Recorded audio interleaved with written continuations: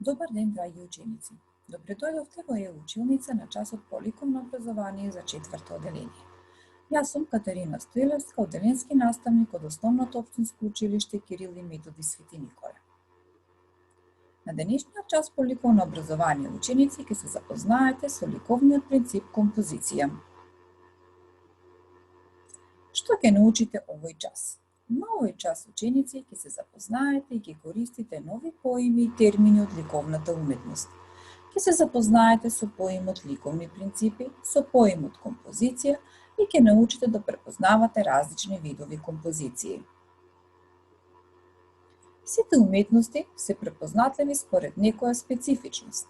Така музиката е препознатлива по звукот и мелодијата, книжевноста е препознатлива по зборот, балетот е препознатлив по играта. Секоја уметност се изразува со нешто специфично, па така и ликовната уметност. Изразот на ликовната уметност е ликовниот јазик. Ликовниот јазик се состои од ликовни елементи и ликовни принципи. Ликовни елементи се линија, големина, форма, боја, тон, текстура, простор и насока. Ликовни принципи се контраст, единство, градација, ритам, композиција, пропорција, хармонија и рамнотежа. Ликовните елементи и ликовните принципи ќе ни помогнат полесно ликовно да се изразуваме, но и полесно да ја разбереме ликовната уметност. Поим композиција. Се што е составено од повеќе делови може да се нарече композиција. Така во музиката имаме композиција на тоновите, во книжевност имаме композиција на текстовите, додека во ликовната уметност композицијата е крајниот принцип кој не учи како да ги распоредиме боите, тоновите, линиите, формите во нашата ликовна творба, се со цел да се добие целина која има уметничка вредност.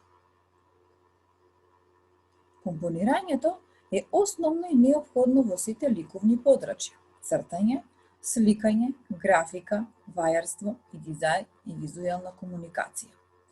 Фактори кои се неопходни за создавање на композицијата се идејата, материјалот на изведба, видот и големината на површината во која се компонира, ликовните елементи и ликовните принципи.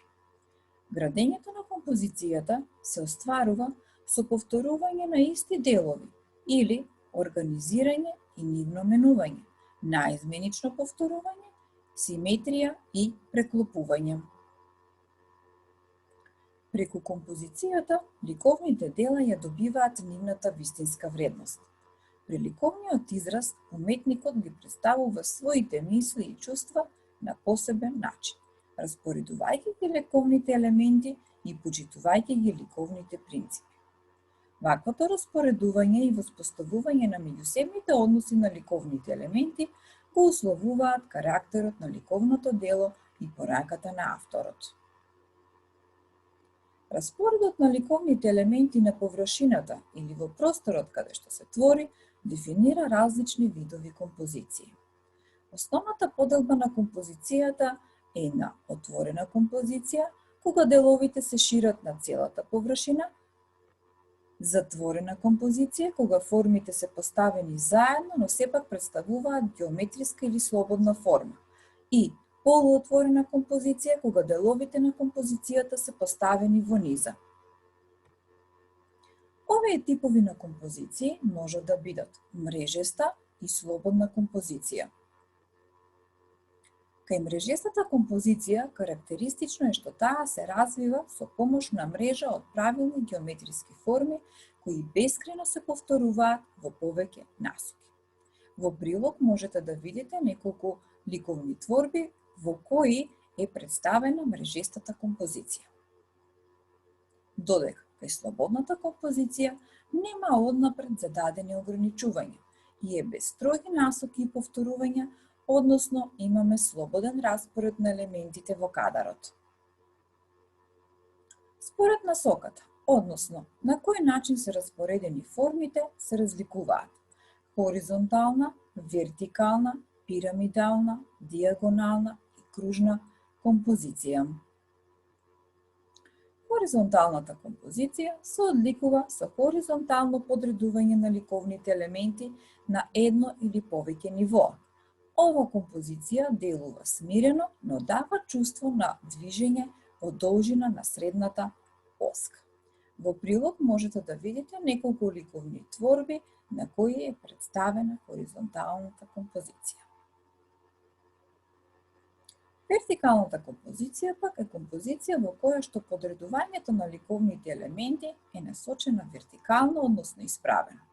Ваквата композиција дава чувство на раст, односно воздигнување. Пирамидалната композиција пак е композиција во која ликовните елементи се поставени во облик на пирамида. Диагоналната композиција композиција во која облиците се поставени во диагонална насока во однос на хоризонтална и вертикална оска.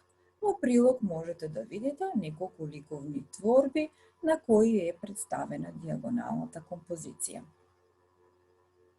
И кружната композиција е композиција во која што формите се наредени кружно и нашиот поглед го насочуваат кон средината. Сите елементи излегуваат од средината и се движат кон надворешната страна, или се движат кружно. Сега, драги ученици, обидете се на веќе подготвениот материјал за работа да нацртате една композиција при што ќе ги примените стекнатите знаења од овој час по ликовно образование. Вашите изработки ќе ги испратите на вашиот оделенски наставник. Драги ученици, ви посакувам успешна работа!